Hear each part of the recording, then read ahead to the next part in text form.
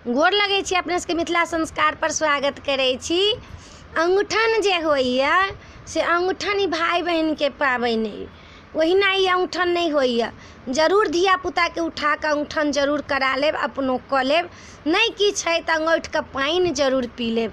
बिना अंगूठन केने नहीं रहब। ई अंगूठन भाई बहन के पाबनि छै, भाई बहन के लेल लोग करिए जे हमरा अंगूठनिया दिया। माय बाप लोग के नहीं रहे छी त भाई लोग के देखे छै अंगूठनिया दिया। त एकटा अंगूठन के मंत्र अपने सबके दै छी जे अंगूठ के जे पानि पीबै छी तकर एकटा छोट मंत्र ये से दै छी, सुनू।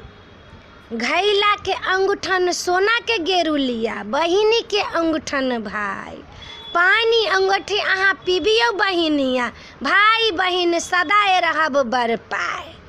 ई अंगूठन के मंत्र छला।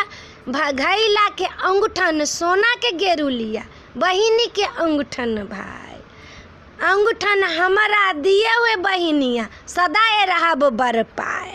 ई मंत्र छला अंगूठन के। अपने सबके ई मंत्र निक लागत त जरूर अंगूठ का पानि पीबे के टाइम में ई मंत्र जरूर पढ़ब। बिना मंत्र पढ़ने अंगूठन नहीं करब, अंगूठ का पानि पियब। आई वीडियो में यह छला। अपने सबके अंगूठन के मंत्र निक लागत त चैनल के सब्सक्राइब करो नहीं बिसरबै, लाइक करो नहीं बिसरबै, कहो नहीं बिसरबै। हम सब दिन कहै छी जे कहो नहीं बिसरबै। जय मिथिला, जय माता जी।